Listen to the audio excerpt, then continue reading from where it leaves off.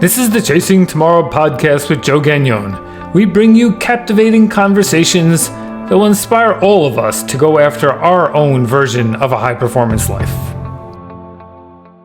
Welcome to the Chasing Tomorrow podcast. We have an unbelievably exciting episode ahead. We have Latt Mansor here who's going to actually talk about stuff that I have always wished that I knew. You know, this is a guy who's a scientist and a biologist and just a deep level expert in the human body and our metabolism and how we actually show up, right? As people is what we feel sort of in the externality, but there's a lot going on inside. And I think on this journey over the next hour or so, we're going to find out a lot more about why what's happening is happening and actually how the science is getting stronger and deeper, and we can be more confident in the choices that we're making. Because really at the end of the day, you know, we all talk about why our lifespan is going longer, but we really want our health span, which is living a higher quality life longer, not just living longer. And so, Latt, welcome to the podcast. Thanks for being on with us. No, thank you so much for having me. And I already love what I'm hearing. And it seems like we are on the same page, on the same wavelength on how we view life in general, on how we view health and healthcare instead of sick care. Oh So my God, we've right? got a lot to talk about. Yeah. So why don't we just start with all of us at some point make decisions on, how we're going to show up on this planet. And one of them is the career we take, the education that we dig into. I was a guy who did some computer programming and then moved into economics, and who knows what you're going to find from that. But you made some different choices. So tell us a little bit about your backstory and how this sort of came to be. Sure. A lot of people, when they look at my resume, they look at where I've come from and where I am now, they always think that I have had it all planned out. I am all, I'm very strategic, or like I'm very calculated because I've got all these plans. And the truth of the matter is a lot of it happened by chance. I was in the right place at the right time. I met the right people who inspired me. So when up until I was 16, I actually wanted to be an astronomer. Like, I wanted to learn about astronomy. I loved the planets, the stars, the science behind it, the conversion of like different gases. And I would memorize different facts about them. In fact, I represented my school, my high school, in the state astronomy quiz, which we won first in the state. So I was very proud of that. And then when I was in my final year in my high school, when I was 17, I realized that in Malaysia, growing up in Malaysia, the job prospect as an astronomer was pretty much non-existent. Like, I don't even know at that point we had a research center that is dedicated in that field. So then I was like, okay, what else am I interested in? Because after I graduate, I have to choose something to go into university with. And that was when I started to really grew my interest in genetics. And genetics is a very narrow field. Yeah. So at that point, I was like, okay, what can I look into? I like biology, so maybe biological sciences, but then I really like the genetic portion of biology. And that was when I arrived at biotechnology. And mind you, that was in 19 maybe. Wow. It's like in mid 90s Mhm. ish. That was my Yeah. high school days, right? And I wanted to do biotechnology. And knowing that both my families also have very high prevalence of chronic diseases. My mom's side has high prevalence of diabetes and obesity. My late dad died of stroke. He had a heart attack a few years prior to that. And he actually passed away at the end of the year of my 17th. Sorry. And that was at the end of my high school. Now, Right. my late dad always wanted me to become a doctor, a medical doctor. I never had the heart to want to be a doctor. I feel like to become a doctor, you need to have that passion from a very young age. Like, that you want to be a doctor. Yeah. I didn't have that passion. Mm. So I kind of wanted to still do biotechnology. And I had to apply for a scholarship because we couldn't afford to study overseas. So I had to apply for a government scholarship in Malaysia to study abroad. And I picked biotechnology. And 90% of my family members were against it. They were like, what is this even? What is biotechnology? What is genetics? I mean, nobody knows about it. It was before the year 2000. And on top of that, they were guilt tripping me. They were like, this is your dad's dying wish for you to become a medical doctor. And I had an offer to study medicine because my results were quite decent. And they were not happy that I was choosing biotechnology. But my one of my life mentor, who's also my cousin, Latt Mansor, he basically just told me, like, whatever choice I make, my dad will be proud of me. Just do my best, be the best, and really strive for excellence. And so I did. I picked biotechnology, got admitted to one of the best scholarship programs. I did my A levels in Malaysia, which is the pre university sort of SAT. And then I went to the UK, did my undergraduate in biotechnology at the University of Nottingham. And then I got a first class honors out of, I believe, how many? I can't remember how many people, but I was ranked like 12 equivalent in the whole school of bioscience, which I was like, this is great. So with that, I applied for a master's in biotechnology. At that point, I was like, okay, I've lived in the UK for 3 years now. I want to see another part of the world.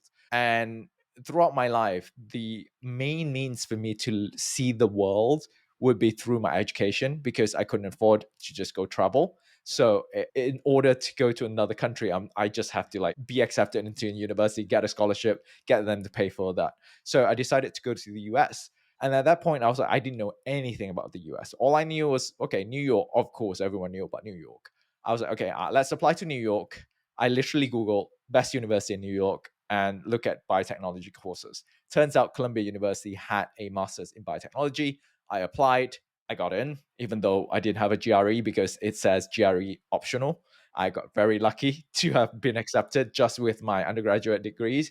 And then I started my master's. After I came out of my master's, I decided no more science, no more research for me because I've done a lot of studying at this point. I want to start earning money, right? Mm. Because I've got the scholarship and all that. So now it's time to not live like a poor student. So I started working. It was a very tough time too. It was 2000. It was during the Yeah. recess. And as an international student, on top of that, which requires sponsorships, most companies would not prefer to hire a fresh off of school an Right. international graduate. I mean, that's just a fact. But I remember applied to 50 plus jobs, got about 9 interviews, got rejected all of them. Some of them even rejected me with like ridiculous excuses. It's like, oh, you look too young. I'm like, what does that have to do with, like, I've got a Oh my degree, God. and this is like a lab assistant job. I'm Yeah. like, all I have to do is literally face test tubes all day, and you're saying that I look too young to face the test tubes. It's ridiculous. And so I got connected at the same time. So there was a group of French students who came for a visit at Columbia University, and we attended talks and all of that. And I spoke to the lecturer and I told her how hard it was to, for the job market at the moment. And she was like, well, you should reach out to this CEO of this pharmaceutical company. He's very inspiring. I was like, well, what have I got to lose? And his name was Dr. Clive Meanwell. He's the CEO of the company called the Medicines Company based in New Jersey. I was like, well, I've got nothing to lose. I haven't got any of these jobs. So I'll just reach out to him. I say, hey, look, I know you're not hiring. I saw your website, but it would be a great, great, great experience if I could just talk to you and learn about the industry and just an informational interview.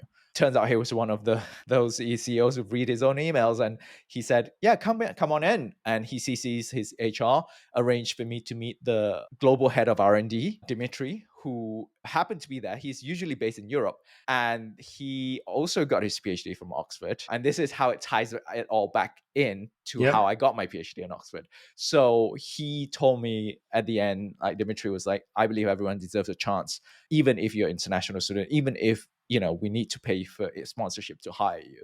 And I really appreciate that, even though I knew they weren't hiring. But 3 weeks later, they actually called me back. They're like, we've got an opening for a clinical trial coordinator position. Would you like to apply for it? I was like, absolutely. And I got the job. So I was a clinical trial coordinator, just running clinical trials for them, not running for them, but kind of coordinating all of the meetings, all the files, learning from the ground up. I had to pay my dues one way or another.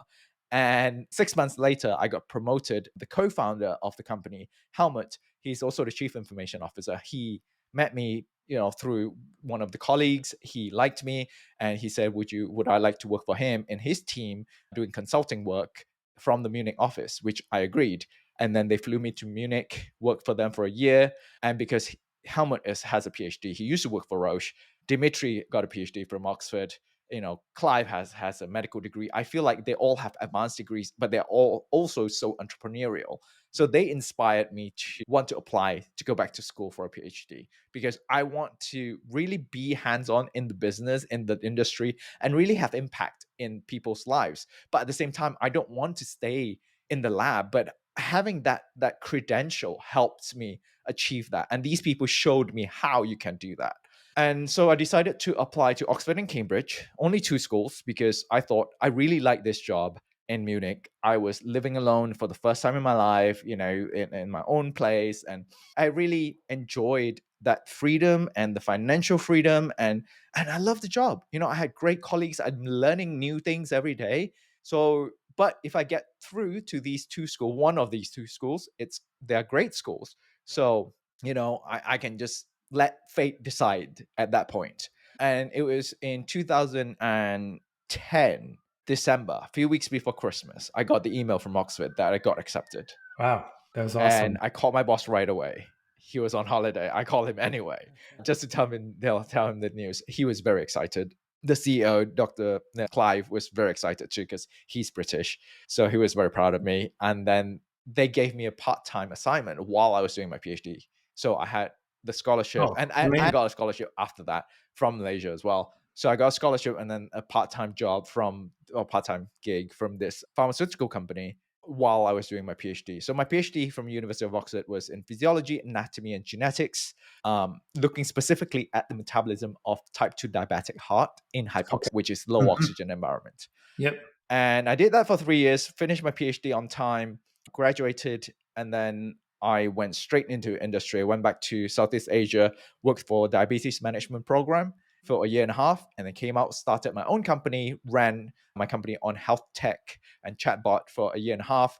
And then I got introduced to HVMN in 2019 in about April, March time. And then they flew me in August for an interview.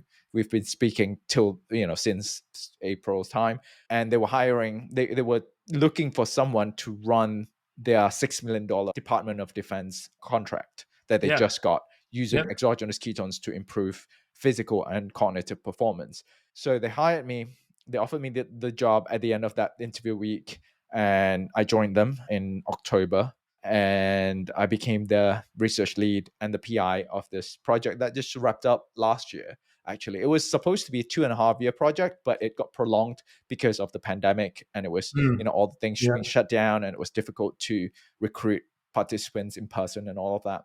So I've been with HVMN since 2019, so about 5 years, almost coming up to 5 years plus now. And I've been running all their collaborations with clinicians, with health coaches, athletes, and just in general overseeing the scientific integrity as well as messaging to the public around ketone science, metabolism, metabolic health, and like what I'm doing right now, being on external podcasts and really spread the awareness, information, and science around all of this. Because at the end of the day, that's all I'm doing. I'm just sharing information, science, and knowledge. Don't take my words for it. Go and do your own research on top of this, because I'm not a salesperson, and I'm not here to convince you to buy ketones to be in ketogenic state. Or I'm just telling you, these are the research that have shown benefits of being in ketosis, whether you achieve it via ketogenic diet, intermittent fasting, or exogenous ketones. It doesn't matter.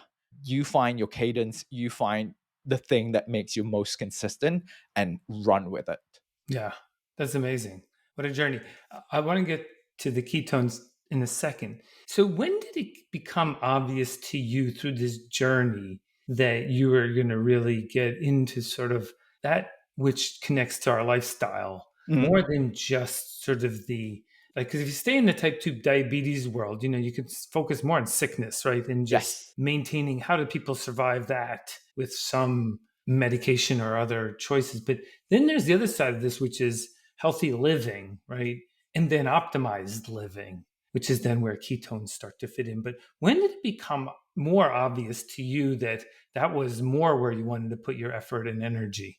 So learning, I think the transitioning into HVMN was the turning point, because I have always wanted to focus on the diseased population, just because from personal interest point of view, because of my family, because of my genetic disposition, that I am at a higher risk of developing type 2 diabetes or heart attacks. So I'm always interested in understanding the mechanism at which how these diseases progress, and also how to exactly prevent that or cure that, right? So I think I was sort of inspired to sort of learn more about these lifestyle intervention in my undergraduate days, because throughout my life until then I was overweight, right? Growing up overweight, and I didn't know better. I, you know, growing up in a family that has unhealthy eating habits, I thought I would always end up the same. I would just eat the same. I would end up, because you have no perspective of how other people's lives go and how other families live.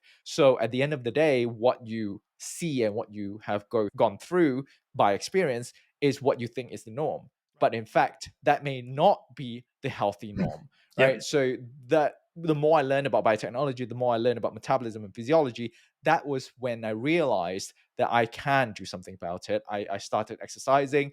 I used to hate exercise. I started exercising. I started changing my diet. I gave up smoking. And that was when I saw the physical change in me for the first time in my life. I was 22, very late, right? A lot of people, they would grow up skinny, gain weight, and then they go through their transformation stage, or they would be, you know, overweight really young and then go through like medication and go through a transformation stage. I went through quite late, you know, at the age of 22, and learning about the science at the same time really helped me understand the whys and hows. And then moving from the type 2 diabetes research area to the optimization of health was when I joined HVMN, because then I realized we are all on the same spectrum. Metabolism is metabolism is metabolism, right? One side, one extreme end of it is the group of people who can't metabolize properly. They are metabolically dysfunctional. And then the other side are the optimal metabolizers, if you would, where they are able to really metabolize any fuel you give them very, very efficiently, turn them into efficient energy that can then feed on performance. So that was when I told myself, if a product such as ketones can work in elite athletes, it should also work in disease population, because if it helps elite athletes metabolize better, it should also help somebody who is not metabolizing well to metabolize better, and vice versa. If it can be shown, if it has been shown to help heart failure patients, which it has, then if your heart is already, you know, functioning very well, maybe it can push you to even further improve your performance, Mm. say in an endurance race. Yep. Yeah. So I want to touch on that in a second, but let's define ketones, their role, how this relates to sort of the macronutrients. So maybe give us a little bit of the primer on this that'll be helpful as a foundation. Sure. So a lot of people, they ask, what are ketones? A lot of people, when they hear ketones, all they can think about is ketogenic diet. Right. Ketogenic diet is but one method of creating ketones in your body. Okay. Ketones is essentially a molecule that our bodies create from fat. It converts fat into ketones in the liver. And that process is called ketogenesis. And this process has been wired in, programmed, and designed in our DNA throughout evolution to make sure that when we have low carb storage or low glucose level, we are still able to create energy to provide the body with essential fuels. Our brain, particularly, relies a lot on glucose. But Yep. when we are fasting, or when we are, you know, in the hunter gatherers sort of age where there was no food storage, we will go through periods of time where we will be fasted and will be very low on sugar and glycogen. But your brain still needs to work. And on top of that, you need to go out and hunt. So we have evolved this very intricate mechanism where the body starts breaking down fat and creates ketone from fat. And ketones can bypass the blood brain barrier. Fats cannot, because fat molecules are larger, much larger. That's why the brain preferentially uses ketones whenever it's available. And this has been shown in a lot of tracing studies. So when people talk about taking ketones or consuming ketones, that's a new technology that has only been out maybe in the past 10 years or so, Hmm. where you are talking about exogenous ketones. So whatever I explained earlier about your own ketone production is endogenous ketones. Yep. Endogenous means inside, sort of like, made inside your body. Exogenous ketones, on the other hand, would be an external source of ketone where you can directly consume in order to raise your blood ketone levels. And one important thing to remember is that the main ketone body that your body uses for energy is called BHB, beta hydroxybutyrate. Okay. So I'll be referring to that a lot as we talk about ketones, because that is the key molecule that our bodies make and gets transported around the body. And whenever you measure your blood ketone levels, that's what it's measuring. It's measuring your blood BHB level. Yeah, so at a simple level, right, we have these three macronutrients of protein, fat, and carbohydrates. Correct. And protein is for muscle building, it doesn't create energy source for us. Carbohydrates, I mean, do, right? And so do fats. Our system uses both fat and carbohydrates in a similar but different way. And what we know, especially when you start to push on the endurance levels, longer, harder, maybe even being up more hours in the day, we may get low on carbohydrates. And then our system says, oh, let's metabolize some fat into some energy source for us. And then the ketones provide that energy source Yeah. and more for and us. and mind you, the rest of the body, they are able to metabolize fat directly, right? They Yes. can metabolize fatty acids. It's going through beta oxidation, goes into mitochondria, creates ATP.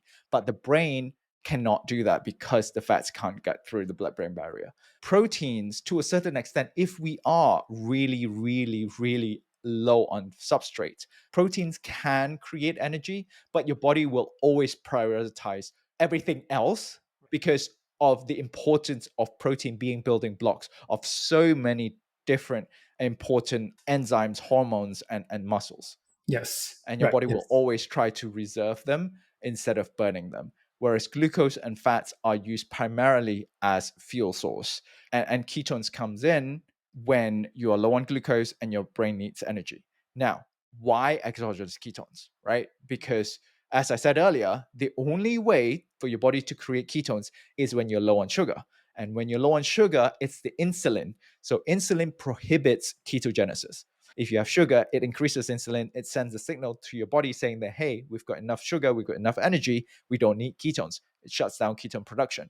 But when you're low on glucose, your insulin will go low, and then it will kick in. The signal will kick in for you to create more ketones. But it is still prohibitive in terms of these restrictive diets. You either have to be fasted or on a ketogenic diet. So in order to bypass that and still get the benefit of ketones, that's when exogenous ketones come in. Because at the end of the day, if you drink exogenous ketones, regardless of your nutritional status, you will, if you measure your blood ketone levels, you will see an increase in blood ketone levels. So and your brain will preferentially take up those ketones even with the presence of glucose, which And is an interesting point. oh, yeah, for sure. And so, as just a regular person, what would they see as a difference if they're taking exogenous ketones? How will they feel different? How will they perform better? How does life get better for them? So the most description that we have had people tell us is they just feel high performance energy. So they will feel that focus, but unlike the focus that you get from caffeine, for example, which is a stimulant, it gives you the stimulation. You get focus, but you get the jittery, you get the anxiousness as well, the increased Yep. heart rate. This is a more subtle energy increase where you feel focused and you feel like you can do more without having that going up and then crash. So yeah, and you should feel it. If you try ketone, like you should feel it within like 15-20 minutes. And, we all have been, well, I guess, taught by the FDA over time about, a food pyramid, about, recommended daily allowances, whether they're vitamins and minerals, whether it's calories. And we've all been educated. And it appears that that education didn't work as well as we would like. And we're learning more, though, that, how we both sleep or exercise, what do we do about mindset? But the ketone is a more recent sort of discovery of sorts that says that maybe we haven't been really understanding the full, complete kind of perspective about how to improve our personal performance, how to live a healthier life. How do you feel about sort of as we introduce more of these new ideas, how do we get better at understanding that and how that can be integrated into our lives so we can live these more high performing lives? That is a great question.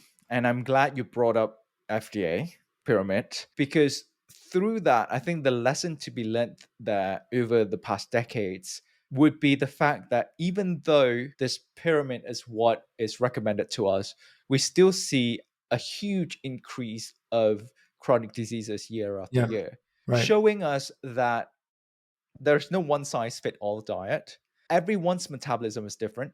Everyone's genetic makeup is different. How I metabolize glucose would be very different to how you metabolize glucose. How I use my fat would be very different to how you use your fat. And therefore, what I eat, how I eat, what portion they are in terms of macronutrients should also be tailored to me and my goals versus this is healthy and this is unhealthy, right? And we've seen cases again and again that extreme diets like carnivore diet have helped a lot of people with autoimmune disease. But similarly, vegetarian diet have also helped people with weight loss, have helped with people with other diseases. So who is to say that there is only one diet and one diet only that will help human beings, right?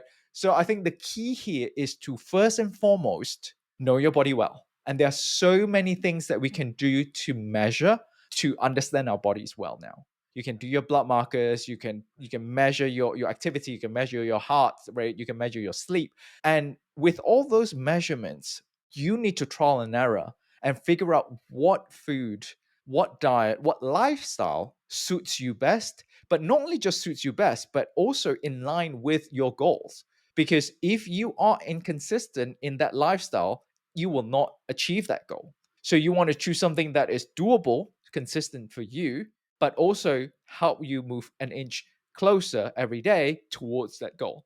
So how do you incorporate such, new things, new macronutrient, new supplements is having that foundation of understanding your body well first, and then knowing what your goals are. And then from that, you add on these auxiliary supplements Sure. because they augment what you already have rather than having them as the main character to change your life. You will always be the main character of your life and let everything else come in to help you achieve what you want. Yeah. Lat, what's interesting is if we went back 150 years and we're only living 40, 50, maybe 60 years, sometimes the implications weren't as big because we were not here for so long. But if we're going to live 80, 90, 100 years, these decisions actually have a bigger impact because we're living longer and the system needs to be better optimized over time, right? That's why, maybe your vitamin C levels mattered, but your vitamin D levels didn't have the impact. Maybe, calcium didn't matter, but others. And so it is a different time. I mean, I don't think that it's the same that what we knew about nutrition and food science or any of that either well developed enough or relevant for today. And it's why something like a ketone, which to some people would be like, what is that? I don't even understand. I never heard about it, is partially one, the discovery, the understanding. And then three, it's this sort of recognition that we have the opportunity to live longer by making better choices, figuring out who we are and what works for us, and leveraging some of these technologies and concepts better, right? I mean, it is a different time. Yeah, absolutely. And science is ever growing. And that's the whole point of science, right? Is Yeah, to take something that we know that we've established and take it another step further. Like what right. do we know more? And human body is such a miracle that there's so much more to learn about the human body, especially with the brain. And as we grow older, we know that we are increasing the risk of neurodegenerative diseases. Sure. And until today, like we still don't know exactly what is driving that and how to really combat that. Mhm. We do know that to a certain extent, ketones increase the interaction between the brain regions and thus decrease the risk of neurodegenerative diseases.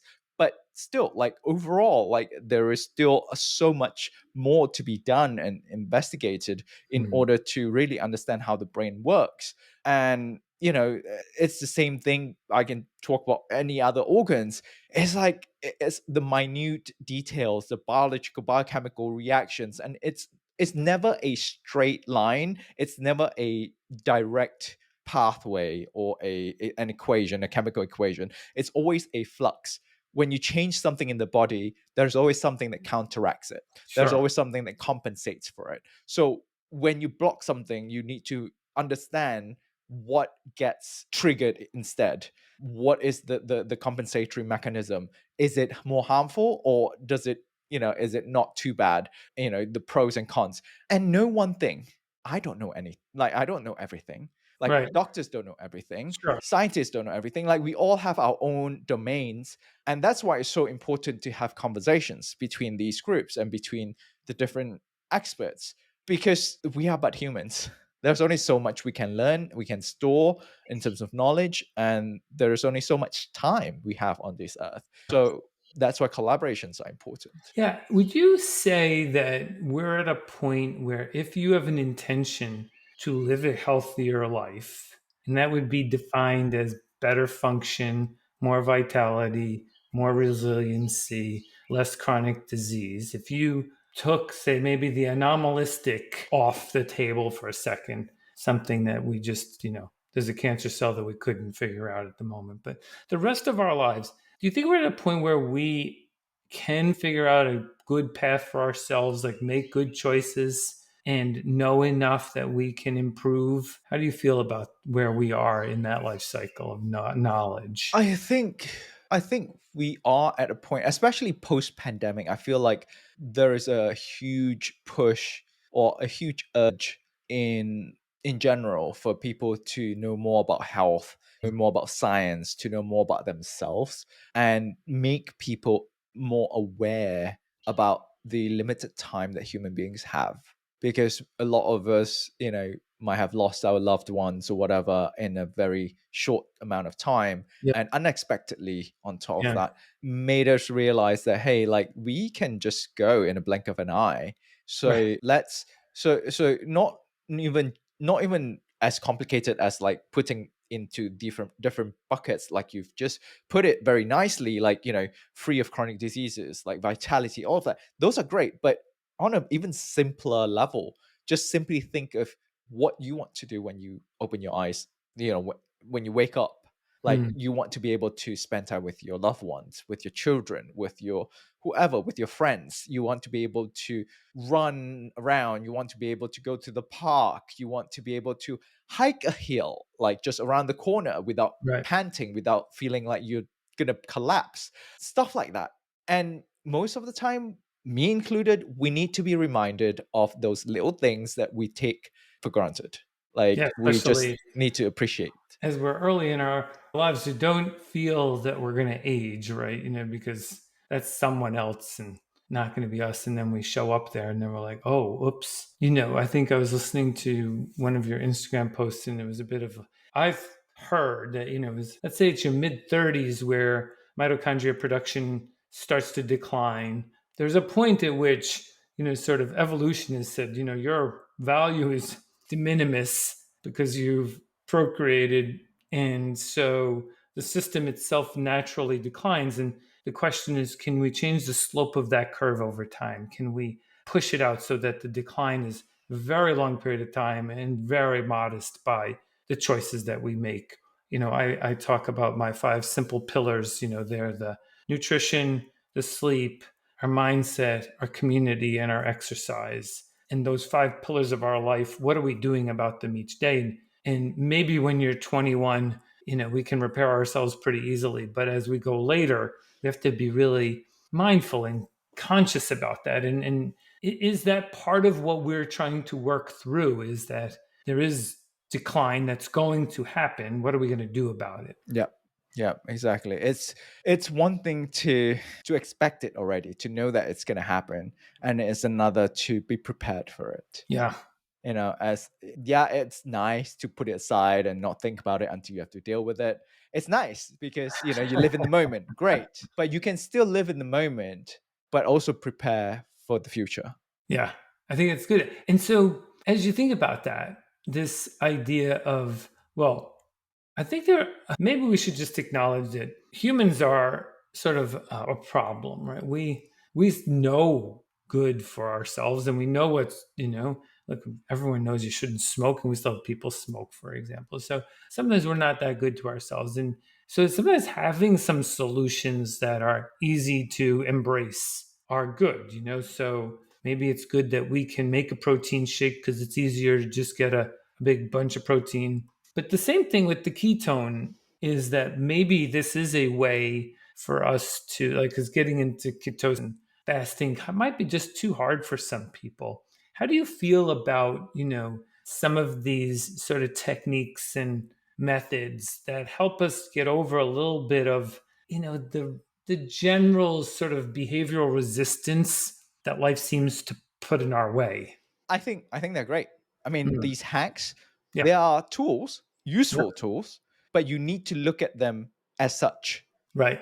as useful tools. You should not look at them as a game changer in terms of you expect them to turn your life around, right? Mm. If, like you said, if you want to get into ketosis, but you find it hard to fast or find it hard to go on a ketogenic diet, this will give you that mental clarity that ketones will give you without having to fast or go on a ketogenic diet. But if your long goal is to say lose 50 pounds and decrease your HbA1c and then you need to start thinking of the bigger picture. This Mm. is just one tool. What other tools can you then pull Yeah. in order to achieve that goal? And there is nothing wrong with using these tools that comes with technology, because I see that a lot of people who are resistant to these tools because they're like, well, isn't that just cheating? Or isn't that just, I need to burn my own fat to convert to ketones. So if I take ketones, like, isn't that like, doesn't that defeat the purpose? No, because your body will still convert your fat to Mm. ketones, because one shot of ketone is only 70 calories. Your body needs how many thousand calories per day? So you Right. will still burn it, but it aids with the transition into ketosis, especially for people who goes through like keto flu and all of that. And on top of that, we have shown that when you take exogenous ketones, you're also upregulating all the enzymes related to keto metabolism, which is to Mm. say that once you have burned off all the exogenous ketones, your body is primed and ready to metabolize whatever ketones that you are going to provide internally. So you are even better at metabolizing ketones at that point. So because you are increasing your blood ketone levels temporarily, so your body knows that, okay, there are more ketones coming in, so I'm going to be ready to metabolize it. So yeah, I think these tools are meant to do what they're meant to do. What I don't agree with is when people misuse it. They Sure. use, too much of it, or they don't know how to use. If you don't know, like, do your research. There are a lot of resources online. Granted, there are a lot of misinformation online as well. So, Sure. go to a person, a podcaster or a social media influencer that you trust, that have shown again and again, evidence that they have transformed people's lives and, not actually endangered them. Because I've seen people with 2 million followers who give like bonkers advice and snorting, peppers to like help with digestion or something like that. I'm like, Yeah.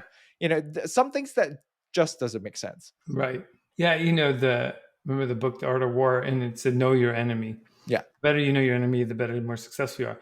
Well, part of the enemy is the way that the body works and basically our intelligence about where we are. And so, in some sense, like an exogenous ketone might be the catalyst for some of the other behavioral changes that we need to make because we start to see some improvement and it helps us then say, oh, maybe I should change a little bit of my diet. Maybe I should exercise a little bit more, but we need something to sort of trigger us into a positive state rather than sort of just accepting the way it is. So yeah, I think that is a good way to think about it, right? That is, Yeah, it's a jump start. It's the trigger. Like yesterday, for example, I felt very lethargic yesterday after work, and I still needed to gym. And it didn't help that I, on top of that, locked myself outside of my apartment right after that on the way, and I no. had to wait for the security, open the door, and then at that point you're like, oh, I'm so demotivated to go to the gym. I took my ketone shots, and then it kicked in. Now I got more energy. I felt more energetic. I was like, okay, let's channel this energy out. I went to the Mm, gym, did my lifts and did my cardio for like 50 minutes, and I felt great after. I yeah. felt the sense of accomplishment. It is when you felt the least motivated, that when you push through, that you feel the most accomplished. Yeah. And sometimes that first push up, that first 10 steps still don't motivate. You have to hold it for a little while longer. But then the body, the system turns on. It's just at rest. So it's not that surprising that it needs a little bit. I find, interestingly enough, I used to do a lot more true racing. And the best race I ever had, one of my buddies said, let's go for a warm up. It was going to be a 10-mile run. And he said, let's run 2 miles. I'm like, 2 miles? Are you kidding me? He's like, yeah, I know. But what'll happen is we'll get to the start line and we're ready to actually run, not use the first 2 miles to get the body moving. And so, in some way, sometimes we actually have to just hold it there through that struggle, because the body at rest is the normal state, right? Homeostasis. That is what we're good at. One thing that I have been doing, I can't remember how long I've been doing it now, is when I push myself at the gym, either I'm lifting heavy weights or I'm doing endurance, running on a treadmill. When you feel like giving up, I tell myself, this is when it matters. I keep telling Yeah. myself, this is when it matters. Right. This is when it matters. And then I'll push, let's say I told myself I'm going to do 20 minutes, for example, like sprints, like interval training. And I'll do like 5 sets, and then it's like whatever minutes, and I'm like bonked, and I want to give up, and I told myself this is where it matters, and I managed to push through. And then that's the new, whatever you accomplish after, like, because of that, it's yours to take. It's Nobody can take it away from you then. Mm. It's your accomplishment. That's how I see it. Yeah. It's Oh, like one in the bag. totally agree. And then when you really get there, I always said just one more. Like, imagine if you set up to Yes. run 5 miles and then, like, I really could do six. Like that really, or, I'm going to do 10 push ups and instead you do 11. That extra one always really turns into big benefits for psychological as well as physical benefits. And maybe in food, it could be one less. And it's The not going to be easy. no, no, no. Many of us have our own sort of food insecurities in just different ways, and people like endurance athletes like me tend to be afraid of food sometimes, right? And what I've learned is you said this before, Latt, so I just want to repeat it, is that you really shouldn't listen to other people, because someone would say to me, "You're going to eat all that?" And I'm like, "Sure," because I'm going to ride 2 miles on a bike. And if I don't have calories, it ain't happening. So sometimes, though, that can be really disabling. So, one piece of advice I think both would give is don't tell someone what to do unless they ask you. And then, secondly, don't judge, because Mhm. how would you know what their nutritional needs are? But then you need some support, which is the kind of stuff that you can provide, which is good science and good advice and good guidance. When, I think people could listen to a lot of your Instagram recordings and learn a lot from that. So, True. I mean, that's all I can do, and I'm here talking about boring stuff. It's like, oh, sleep well, eat well, exercise well, and nothing too extreme, And while some other people getting millions of views because they're like, oh, this can kill you, and that can kill you, and this can revive you and make you 5 years younger, and I'm like that. I'm like, please, can we yeah. please have some scientific integrity? Right. Yeah. So can we talk about protein for a second? Because Yes, of course. the other side of sort of energy right now, Yeah, and then I think you did cover this a bunch, which is, that muscle strength and muscle resiliency really matters actually throughout our life, but even more important as we age. absolutely. So talk a little bit about your perspective on muscle mass, protein intake, maintaining that, and some good guidance for the listener. Sure. So we studies have shown again and again that muscle mass helps with healthy aging. No doubt about that. Mm. It helps with mobility, it helps with strength, it helps with just generally holding yourself up when Yep. you're all, 80, 90, 100 years old. Your bones will be brittle. When you fall, you will break things, right? But Yeah. having enough muscle mass there will keep you stable and hold you up with enough strength. On top of that, it has also been shown that increase in muscle mass is directly correlated with healthier brain. So with muscle mass, you're actually increasing the size of your hippocampus, which is essential for learning and memory. And now you can see how that can play a direct role in decreasing a risk of Alzheimer's, dementia, and all of that. Right. So that's muscle in general. But what Yep. is muscle? Like muscle Yeah. is essentially just muscle cells that is, grown in these like muscle fibers and attached to either your tendons or your joints or your bones, or it helps strengthen the movements. Yes. But the building blocks of muscle is amino acids. Right. And amino acids is building blocks of proteins. So when we consume proteins, it gets broken down into amino acids so that we can use those building blocks to build muscles, Mm. amongst many other things. Sure. So, we use amino acids for enzymes, hormones, all of that as well. So that's why consuming enough protein is so, so important.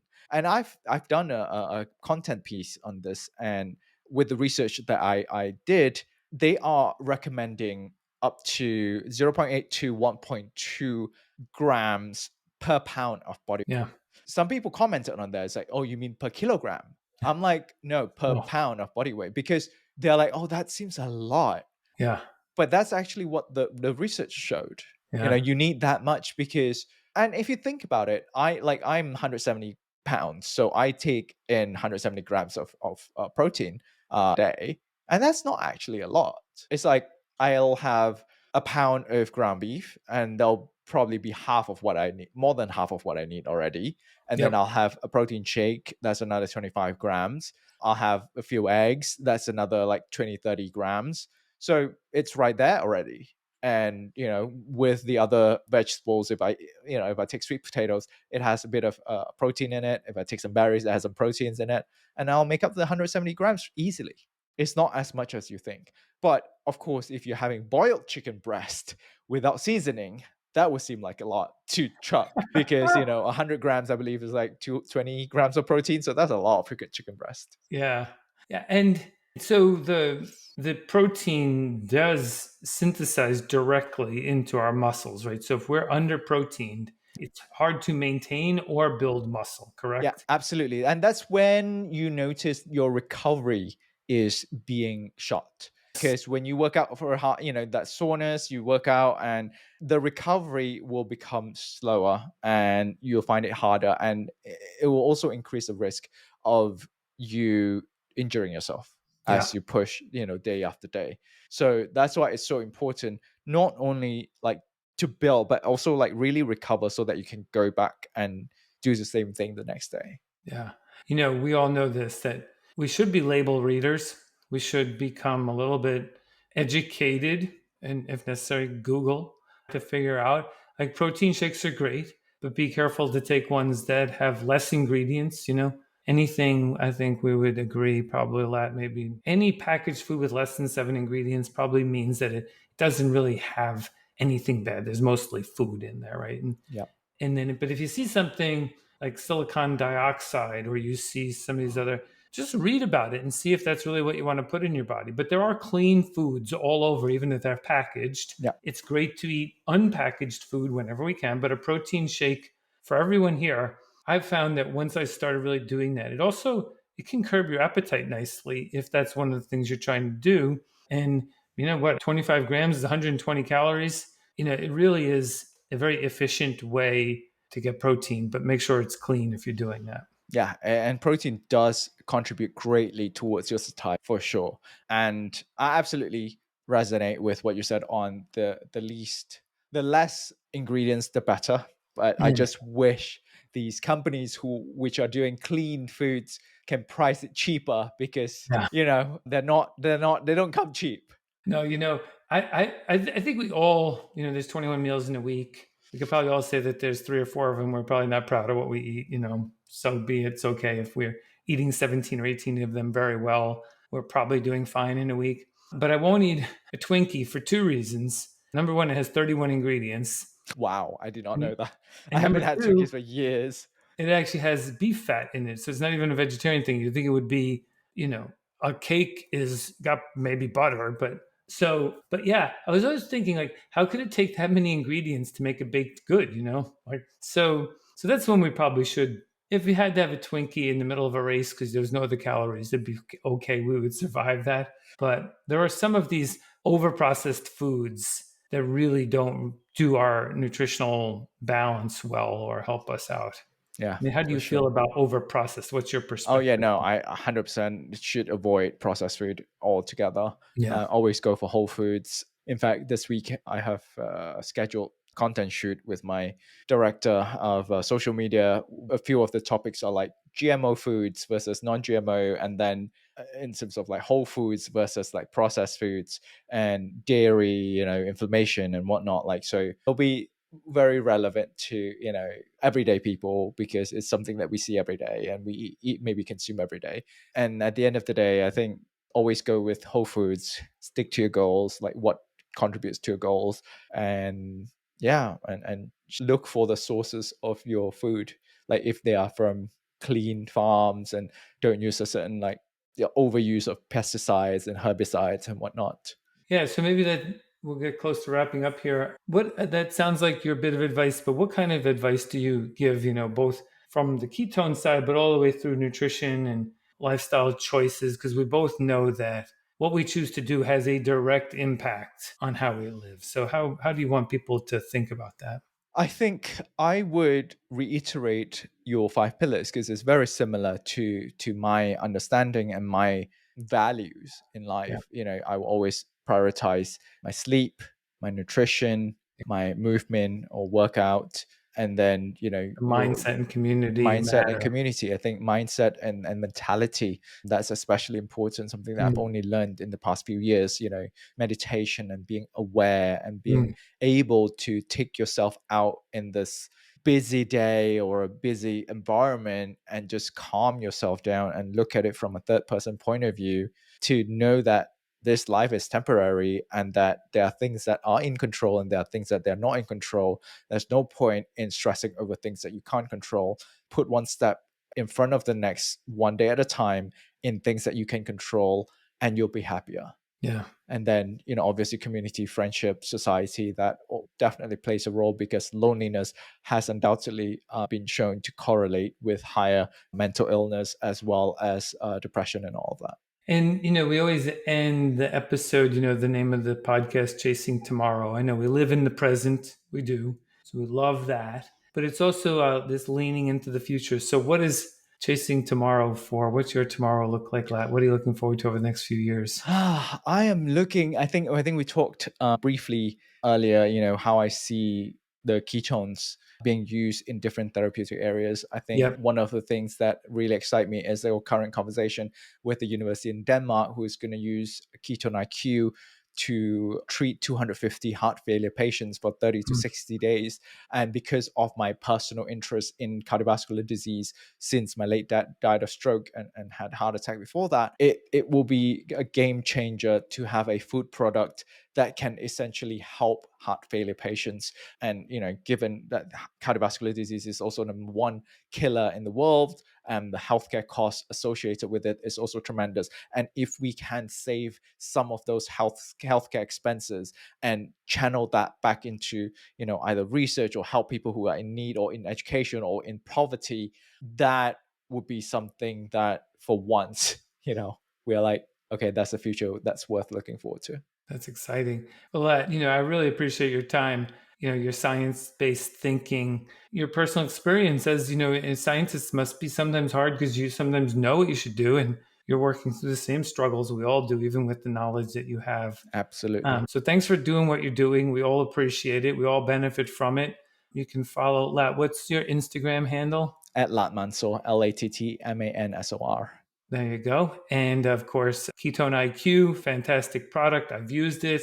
I know Michael, the founder, I've always had a deep respect for. the science you guys are working on and continuing to, try and help all of us live a, a longer, happier, healthier life, because Yeah. that's what we all should strive for. Yep, that's what we should do for each other. And thank you for having me on your platform. Thank you.